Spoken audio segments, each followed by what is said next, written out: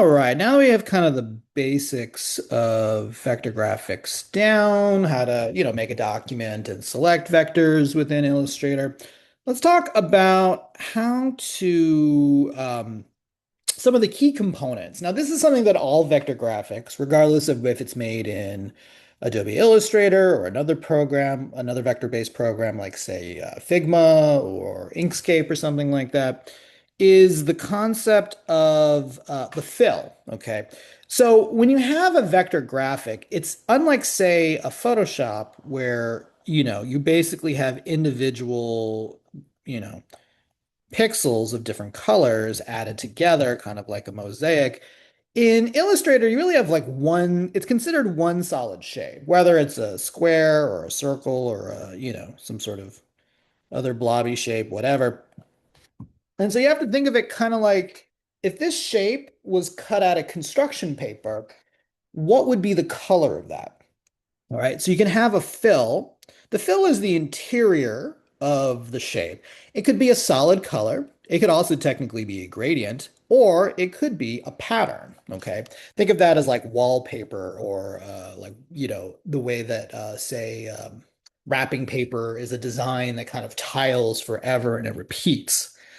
All right. So that's the fill. The stroke is the thing that goes around the edges or the perimeter of the shape. Okay. And you can have different, you can have different thicknesses and different styles for that. So let's look about how we can handle that in Illustrator. So over here in my toolbox, first of all, make sure you have your vector selected. So I'm going to select the vector shape here. And this gives me the fill color. In Photoshop, this was the foreground color and the background color. Here, this is the fill color and the stroke color. Okay. So the purple is the fill or the interior of my shape. So you can see here I have a circle. If I double click on this, I can choose a new color. For instance, I could choose, like, say, this light blue, or double click and choose yellow. Okay. If you want to change the stroke color, I'm going to click on this lower right-hand one, the thing that kind of looks like a little bit of a picture frame, and I'm going to double click on that. Let's maybe make this black, or I could double click on this and make this kind of an orangey, dark orangey color right there. All right, so you can have I can make any color fill that I want, red, blue, green. I can also have a gradient. A gradient is a blend between two or more colors for my design, okay? So what I'm gonna do is use my selection tool. This is exercise 8, and I'm gonna select this vector shape here. And I, make this any solid color that I want, like blue or red or yellow. But actually what I want to do is make this into a gradient, okay? The way we're going to do this is underneath my underneath my fill color and my stroke color, you might notice these three boxes here. This is my color or, interior color. This is my gradient, which if I click on this, you can now see that it's applying this white to black blend between colors, okay? If I want to edit the gradient, I can, usually what's going to happen is it's when you click on this, it's going to open up this gradient panel. If that doesn't open for some reason, you can always open it manually by going to Window and then going to Gradient, okay? This is the actual color of your gradient. So right defaultly, oops, it is white to black. These little circles underneath are what we call the color stops. The color stops are the colors of the gradient. Currently, it's white to black. To change the color, simply click on the gradient, double click, and you can see it opens up this color picker. I'm going to choose maybe yellow, and I'm going to double click on this one, two, and I'll drag this over in my color field here to say purple. You can now see that the gradient is going yellow to purple. If you'd like to add a color to your gradient, simply click underneath this bar and you can see it adds a new color stop. I could double click, one, two, choose a color there.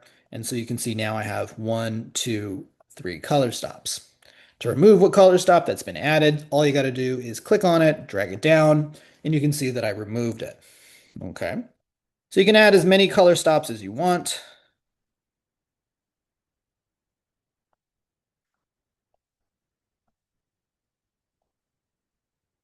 Oops, come on. All right, I'm gonna choose green. All right, so by default, your gradient is going to go left to right. So it starts yellow, green, red, purple, as you can see it's doing here. If you want to change the direction of your gradient, you can play around with the angle here. So if I did like, say, 90, this is starting at the bottom and going up. If I did, say, 270, maybe it won't let me do 270, but if I did minus 90, this is starting at the top and going down.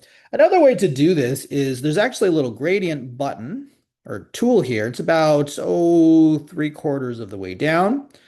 And when you do this, if I click and drag, you can see that I'm allowed to redraw the gradient in whatever direction that I want. Another thing about your gradient is by default, you have a linear gradient, which means it goes from left, it goes in a line, left to right, top to bottom. I can also choose the second one here called a radial gradient. In a radial gradient, instead of going in a direction like left to right or top to bottom, it goes in to out. Okay. Think of it as like the way I like to think of it is, think of the way the sun releases energy. When the sun releases energy, the sun is a ball and it releases energy in all directions at the same time, not just one. So what's happening here is that, my this is blending in all directions equally outward from the center point. Okay. So this is how you can make a basic gradient. Let's say you wanted to go back to having a solid color. Well, you can do that. Use the selection tool, highlight. I'm going to go back here and simply go from gradient back to solid color. If you want to go back, so click back on gradient and it should come right back to you. All right. If you want to remove a fill or a stroke, so defaultly in Illustrator, whatever you draw will probably have both a fill and a stroke. If you want to change that, what you could do is, for instance, if I want to remove the fill of this but keep the stroke, I'm going to make sure that the fill is highlighted. And then rather than using the color, the grade, or the gradient, I'm going to click on the last one that says none.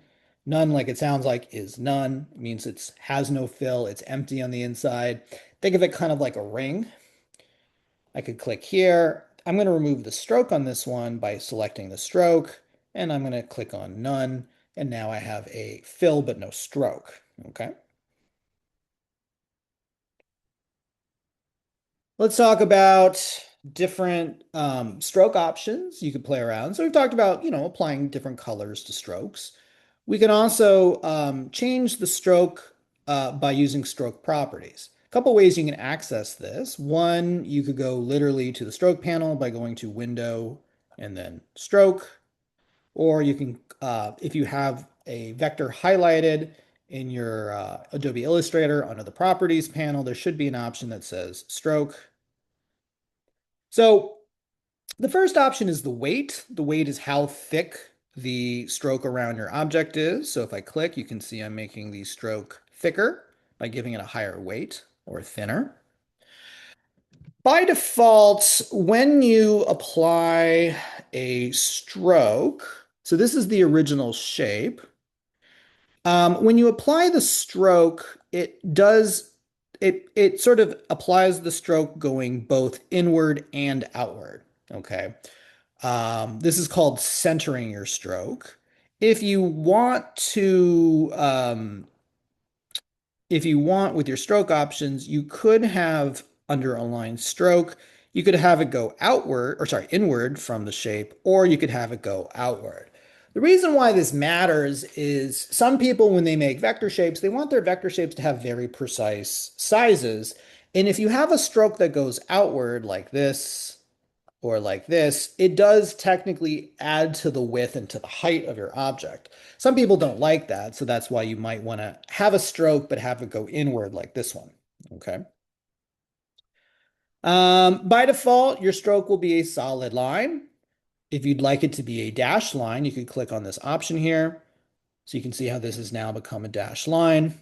The way it works is this is the length of your dash. So for instance, if I made my dash 10 pixels, this is dash is now 10 pixels long. The way that it works is that whatever size you make the dash, which in this case is 10 pixels, the gaps before and after it will be the same size as well. So if I have a 10 point dash, or sorry, 10 pixel dash, I'd have a 10 pixel gap. If I had a 20 pixel dash, I'd have a 20 pixel gap. If you'd like to change that, you can do that. I'm going to highlight this bad boy. And if I were to go to the gap here and say maybe 2 pixels, I could make the gap much smaller than the default. I could also click here and make this larger, like 20 pixels. Okay. In which case my gap is much larger. Okay. If you want to return back to having a solid line, I can uncheck that. And then it goes back to being a solid line that goes around the perimeter of my shape. In terms, right now, in terms of my profile, the width, the thickness of my stroke is always the same thickness all the way through. Okay, as such.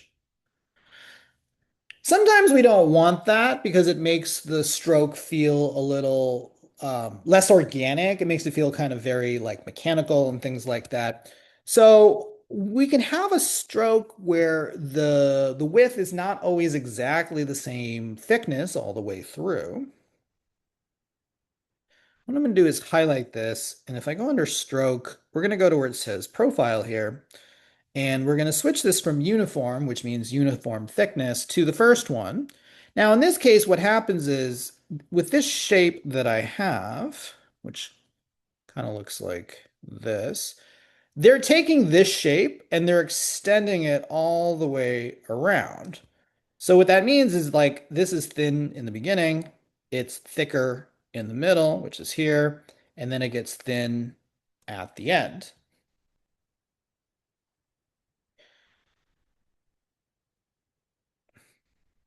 If I were to choose maybe, I don't know, this one starts, so that would look like that. This starts thick at the end, gets thinner in the middle, which is about there, and then gets very thin at the end, which is there. Okay. So you can see I still have a stroke. It's just, not as uniform in terms of its thickness, which makes it feel a little more natural, a little less mechanical. If you were drawing with a pencil, it's not like your thickness would always exactly be the same all the time, so it just ends up making it look a little bit more natural. Okay. All right, that is working with the fill and the stroke of your object here. Okay, so that is exercise 7, 8, 9, and 10, please. Okay.